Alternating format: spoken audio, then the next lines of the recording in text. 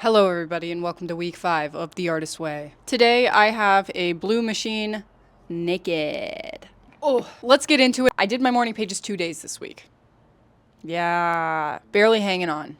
Barely hanging on to The Artist's Way. All right, I had to refresh myself. So this week, we talked about the payoffs that we have in remaining stuff, limitations that we put on ourselves and our ability and God's ability to make good stuff happen in our lives, not being self-destructive. Let's start with the self-destructive part. She talks about how people react to the phrase or the question, am I self-destructive? A lot of the time we interpret it to mean, do I appear to other people to be self-destructive? And that is a different question. Sometimes we are self-destructive in our people-pleasing. Sometimes what other people would deem as being self-destructive is actually you not being self-destructive and avoiding being self-destructive. So boundaries, establishing boundaries with people in your life. You evolve as a person and you start to reclaim your own time is kind of like where we're at here in this program. Learning to call ourselves artists. We're learning to be comfortable with that. And now we need to be learning to be comfortable with taking our time back. People will try to mine you for your creativity. Like Julia says, your creative self doesn't even want to come out anymore because you've sold it out. Not put so much reliance on our happiness on other people,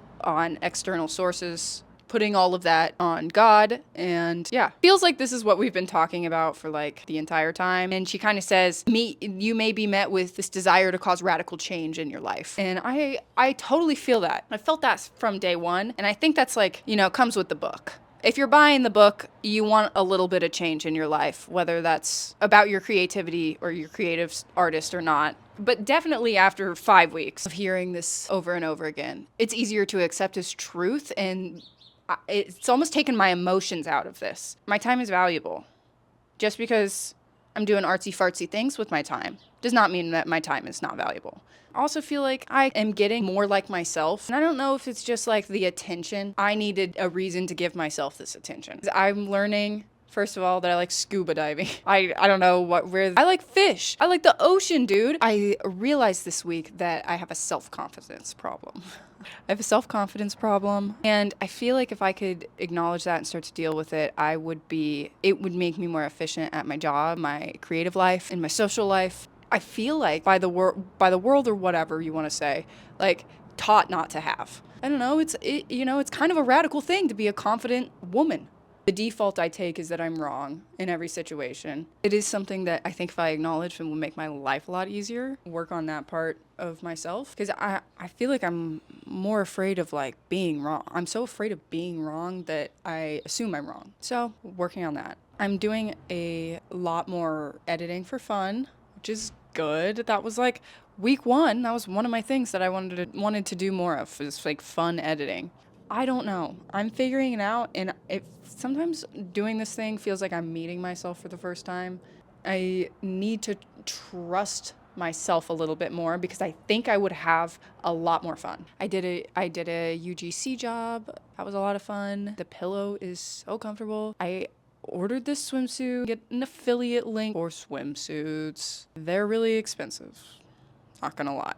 Next week is week 6, and we will be talking about money. I know last week kind of teased that a little bit. One of my favorite quotes from this week was, nobody minds a woman being a great lawyer, geneticist, architect, as long as she is also a great mother, well-mannered, well-dressed, well-groomed, polite, and non-aggressive, or something like that. Part of me hates the world for being like that. Let women have personalities. Let women experiment with their styles. You don't have to be perfect. Everyone is human. People have emotions. Let people try things. Let people make mistakes, because we're all growing and we're all meeting ourselves for the first time. I need to do it with kinder eyes. I can start having fun with it, dude. We can have fun with life.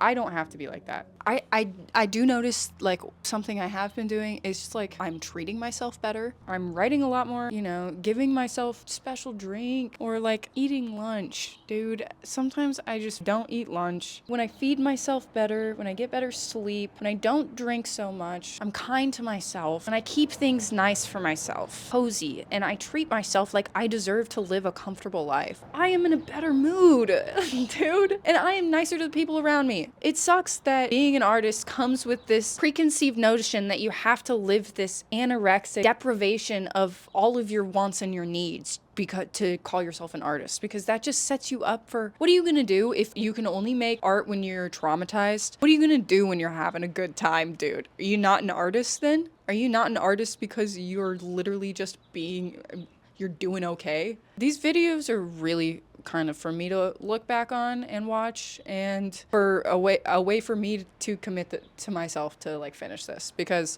I did it 2 days this week, guys. 2 days. So I guess this week my artist date was watching the rehearsal in The Last of Us last night.